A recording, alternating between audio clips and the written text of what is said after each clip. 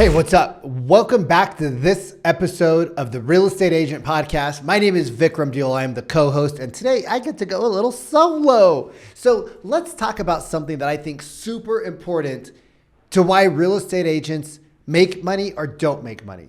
And that is most real estate agents don't have the right things to say. They actually don't know how to say them. And because they don't know the right things to say, they don't know how to say it, they don't do any follow-up.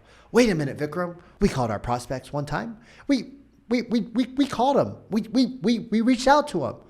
We sent them a DM. We sent them a text message. We called them twice. They're on our email list, which we send emails out like every 2.5 weeks.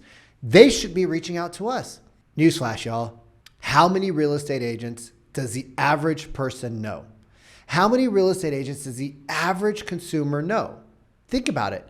You're a real estate agent, but your friends know like 700 of us. We are a commodity until we make ourselves a non-commodity, which means that until you make yourself stand out, people are going to see you as everybody else.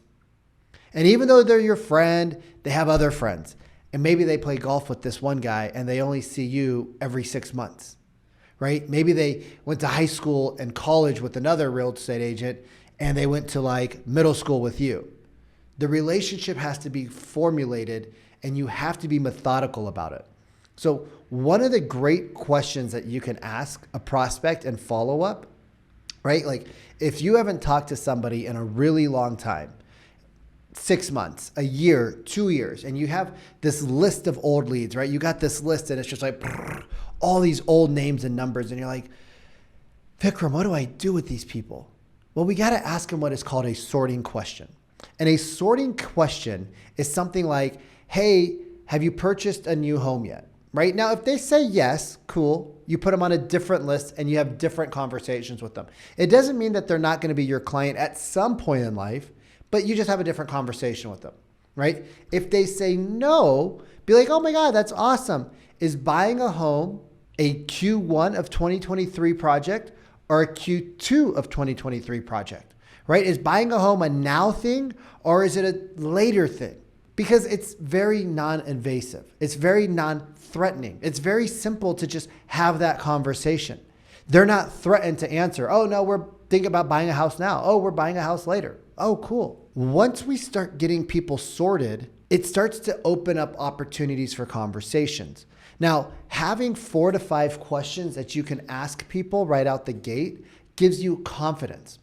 Right? The lack of ability to modulate your confidence, right? I talk to so many agents and they stutter and they stammer and they're not doing it because they're doing it methodically. They're doing it because they don't know what to say next. Right now, I teach my clients inside the Real Estate Growth Academy how to use what we call pregnant pauses. Right? A pregnant pause is where you actually say something in a way that you allow for a pause for either the prospect to answer or for the topic you're talking about to sink in. Right? So if you think interest rates are going up, your prospect thinks interest rates are going up, they want to buy a house, they should probably buy the house now. So you could say something like, hey, Mr. and Mrs. Jones, that's awesome that buying a home is a 2023 project. Mrs. and Ms. Jones, that's awesome that buying a home is a 2023 project. Has anybody gone over and has anybody educated you? Has anybody taught you about the 3 top reasons why you should buy a house now versus buying a house later? Has anybody taught you about the 3 top reasons why you should look at interest rates now and prices now versus later? Has anybody taken the time to sit down with you? The great thing about using your guys' body and your tone is that it helps you connect with your prospect. So it's not always high energy. It's not always low energy. You don't always want to walk in there being super enthusiastic. You want to walk in and have the right things to say at the right times with the right tone, the right modulations of your voice, the right vocal qualities of tonality. You want to use all of those in a certain way that brings your conversation together, that helps move your prospect forward. When you do that, prospecting becomes fun. When you do that, it becomes easy.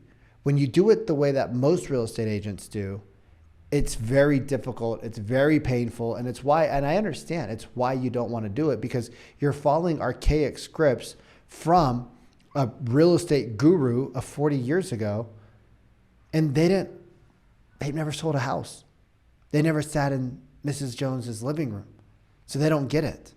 And they're using something that they learned from somebody 50 years ago.